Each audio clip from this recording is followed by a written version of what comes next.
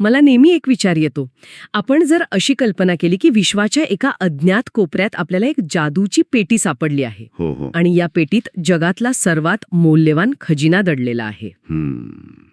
खजिना म्हटलं की साधारणपणे सोनं, हिरे किंवा खूप अमूल्य रत्ने आपल्या डोळ्यांसमोर येतात. पण मला वाटतं तुम्ही एखाद्या वेगळ्याच खजिन्याबद्दल बोलत आहात. अगदी बरोबर ओळखलत. कारण या पेटीतल्या खजिन्यासमोर हिरे आणि मोती अगदीच क्षुल्लक वाटावेत. हा खजिना असा आहे ज्याच्या एका लहानशा अंशाशिवाय आपली संपूर्ण जीवसृष्टी चक्क कोलमडून पडेल. अरे वाह! आणि हा खजिना म्हणजे आपली पृथ्वी आणि तिने आपल्याला दिलेल्या 3 अनमोल नैसर्गिक देणग्या: हवा, पाणी आणि जमीन. हो ना? होय. आणि आजच्या या आपल्या खास सखोल चर्चेत आपण याच नैसर्गिक संसाधनांबद्दल जाणून घेणार आहोत. विशेषतः आपले 5वी आणि 6वीचे जे बालमित्र हे ऐकत आहेत त्यांच्यासाठी हा माहितीचा प्रवास खूपच रंजक असणार आहे. नक्कीच. आपण या साध्या वाटणाऱ्या गोष्टींमागे दडलेलं मोठं विज्ञान आज उलगडणार आहोत. तर मित्रांनो, हा प्रवास सुरू करण्याआधी जर तुम्हाला असे रंजक विषय ऐकायला आवडत असतील तर नक्की लाईक आणि सबस्क्राईब करा. म्हणजे आपण असेच नवनवीन विषय घेऊन भेटत राहू. बरं, मगाशी तुम्ही जी जादूच्या पेटीची कल्पना मांडलीत ती खूपच छान होती. कारण जेव्हा आपण आकाशाकडे पाहतो तेव्हा असंख्य तारे आणि ग्रह दिसतात. आपण मंगळावर रोवर पाठवतो, चंद्रावर मोहिमा आखतो. पण तरीही जीवसृष्टी फक्त आणि फक्त आपल्याच ग्रहावर का आहे हा प्रश्न नेहमी पडतो. मंगळावर किंवा चंद्रावर आपण का नाही राहू शकत? ह्याचं उत्तर त्या 3 थरांमध्ये दडलेलं आहे ना, जे पृथ्वीने आपल्याला दिले आहेत. अगदी बरोबर. सजीवांना जिवंत राहण्यासाठी ज्या सर्वात महत्त्वाच्या गोष्टी लागतात, ज्याला आपण नैसर्गिक संसाधने म्हणतो, ती फक्त पृथ्वीवरच आहेत. पृथ्वी हीच ती जादूची पेटी आहे. आणि या पेटीत प्रामुख्याने 3 मुख्य थर आहेत. पहिला थर म्हणजे पृथ्वीभोवती असलेलं हवेचं आवरण, ज्याला आपण वातावरण म्हणतो. दुसरा थर म्हणजे पाण्याने व्यापलेला भाग, ज्याला जलावरण म्हणतात. आणि तिसरा भाग म्हणजे जमीन, खडक आणि मातीने बनलेला थर, ज्याला शिलावरण असं म्हणतात. म्हणजे हे एखाद्या मोठ्या कोड्याच्या किंवा पझलच्या 3 तुकड्यांसारखे आहे. पझलचे तुकडे म्हणजे कसं? म्हणजे बघा, जेव्हा हे हवा, पाणी आणि जमीन हे 3 तुकडे अचूकपणे एकत्र येतात तेव्हाच त्यातून जीवावरण तयार होतं, जिथे आपण सगळे सजीव मजेत राहतो. वा, हे साधर्म्य खूपच छान आहे. हे तिन्ही थर आपल्या पृथ्वीचे 3 सुपर हिरो आहेत असं म्हणायला हरकत नाही. यातील पहिला सुपर हिरो म्हणजे हवा. हवा आपल्याला दिसत नाही, पण ती नसती तर आपण 1 मिनिटही जगू शकलो नसतो. बरोबर.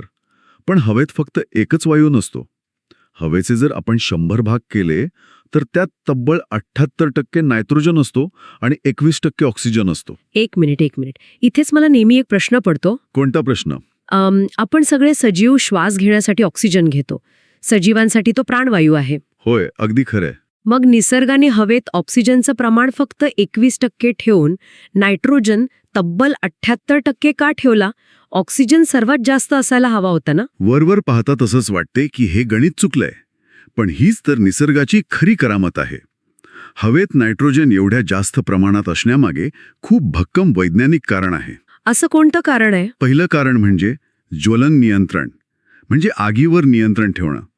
ऑक्सिजन हा स्वतः जळत नसला तरी तो ज्वलनाला मदत करतो. म्हणजे तो आगीला भडकावतो. अगदी बरोबर.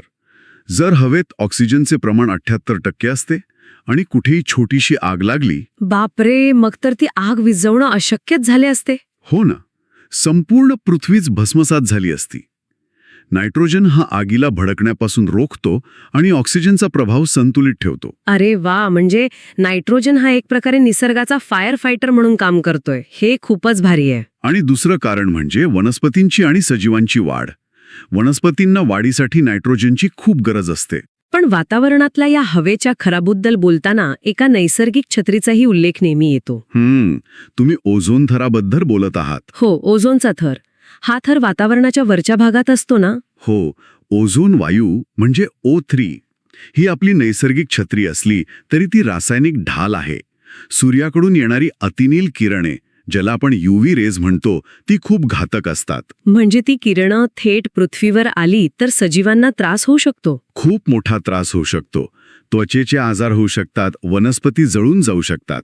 ओझोनचा थर या किरणांमधली घातक ऊर्जा शोषून घेतो. आणि पृथ्वीवर सुरक्षित प्रकाश पाठवतो. इसिलिए आपण दरवर्षी 16 सप्टेंबर हा ओझोन संरक्षण दिन म्हणून साजरा करतो. हे सर्वांनी लक्षात ठेवलं पाहिजे. अगदी बरोबर. आता ह्या इंजिनातल्या दुसऱ्या सुपरहिरोकडे म्हणजे पाण्याकडे वळूया. जलावरण. पाण्याला विज्ञानात वैश्विक द्रावक किंवा युनिव्हर्सल सॉल्व्हेंट म्हणतात. हे नाव का दिले माहितीये? वैश्विक द्रावक म्हणजे असा द्रव ज्यामध्ये जगातले जास्तीत जास्त पदार्थ सहज विरघळू शकतात. पाण्याच्या रेणूची रचनाच चुंबकासारखी असते. बरोबर. त्यामुळे मीठ किंवा साखर पाण्यात पडली की पाण्याचे रेणू त्यांना खेचून विरघळून टाकतात. याच गुणामुळे नद्या जेव्हा डोंगरांवरून वाहतात तेव्हा खडकांमधली खनिजे स्वतःत विरघळून घेतात आणि समुद्रात नेतात. म्हणूनच समुद्राचं पाणी खारट असतं ना. अगदी अचूक. आणि याच खारट पाण्यामुळे पृथ्वीवरील पाण्याचं एक वेगळंच गणित तयार झालं आहे. पृथ्वीवर 71% पाणी आहे. वा, म्हणजे खूप पाणी आहे. पण त्यातील तब्बल 97% पाणी हे समुद्रात आहे, जे खूप खारट आहे. आपण ते पिऊ शकत नाही. बरं, म्हणजे उरले फक्त 3% पाणी. आणि त्या 3%पैकीही 2.7% पाणी हे बर्फाच्या स्वरूपात गोठलेले आहे किंवा जमिनीच्या खूप खोल आहे. 1 मिनिट, म्हणजे सजीवांना पिण्यासाठी उपलब्ध असलेलं गोड पाणी किती उरतं? फक्त आणि फक्त 0.3%. म्हणजे 0.3%. बापरे, ही आकडेवारी तर डोळे उघडणारी आहे.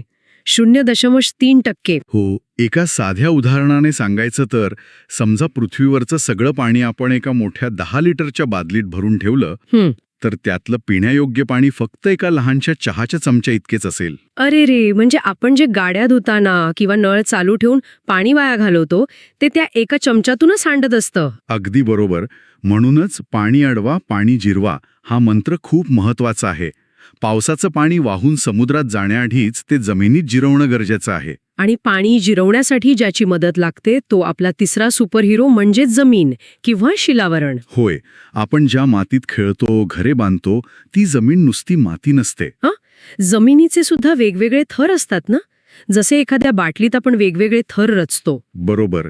सर्वात वरचा थर असतो कुथित मृदा, म्हणजेच ह्युमस. हा पालापाचोळा आणि सूक्ष्मजीव कुजून बनतो. म्हणजे हा सर्वात सुपीक थर असतो जिथे झाडे छान वाढतात. हो.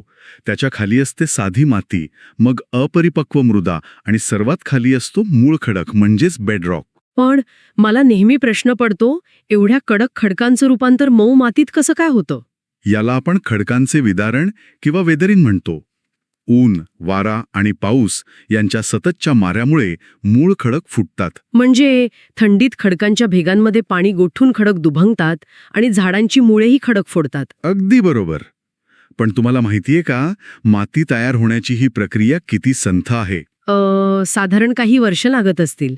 निसर्गात परिपक्व मातीचा फक्त 2.5 सेंटीमीटरचा, म्हणजे साधारण 1 इंचाचा थर. हो, फक्त 1 इंचाचा थर तयार होण्यासाठी तब्बल 1000 वर्ष लागतात. 1000 वर्षे? बापरे, म्हणजे आपण ज्या मातीत आज चालतोय ती आपल्या पणजोबांपेक्षाही जुनी आहे. अगदी खरंय. आणि जेव्हा आपण जंगलतोड करतो तेव्हा ही हजारो वर्ष लावून तयार झालेली माती एका पावसात वाहून जाते, ज्याला आपण जमिनीची धूप म्हणतो. हे खरोखरच भयंकर आहे. म्हणूनच हवा, पाणी आणि जमीन या तिन्ही सुपरहिरोंची एकमेकांशी असलेली मैत्री समजून घेणं गरजेचं आहे. म्हणजे झाडे जमिनीतून पाणी घेतात आणि माती घट्ट धरून ठेवतात. हवेतला कार्बन डायऑक्साईड घेतात आणि ऑक्सिजन देतात. ही एक साखळी आहे. जर मानवाच्या हव्यासापोटी यातला एक जरी मित्र रुसला तर ही पूर्ण साखळी तुटेल. खरंच की. सकाळी उठल्यावर श्वास घेण्यापासून ते दात घासण्यासाठी लागणारं पाणी आणि ज्या घरावर आपण राहतो ती जमीन, या 3 गोष्टींशिवाय आपण एक दिवस तरी राहू शकतो का? मुळीच नाही. आणि म्हणूनच आपण आपली जबाबदारी ओळखली पाहिजे. यावरून मला एक खूप महत्वाचा विचार आठवला. आपण अनेकदा असा विचार करतो की ही हवा, पाणी, जमीन ही आपली मालमत्ता आहे, जी आपल्याला पूर्वजांकडून मिळालीये असं आपण मानतो. पण तसं नाहीये.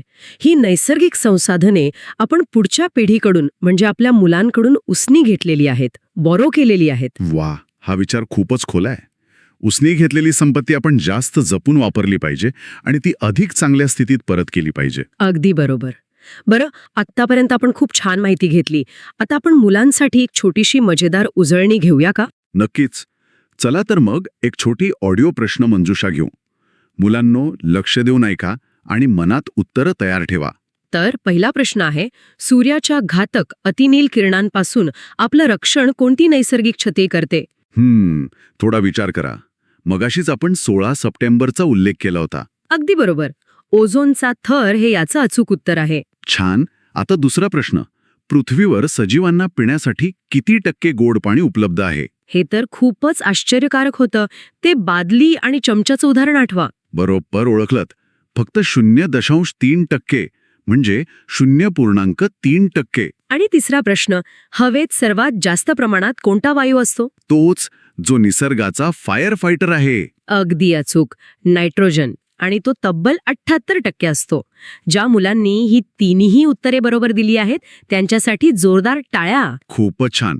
मित्रांनो, ह्या उजळणीवरून आपल्याला समजलं असेलच की आजपासून आपण सर्वांनी पृथ्वीचं रक्षणकर्ते बनले पाहिजे. त्यासाठी आपण 3 छोटे संकल्प करू शकतो. पहिला, पाणी वाया घालवायचं नाही. पाणी अडवा, पाणी जिरवा.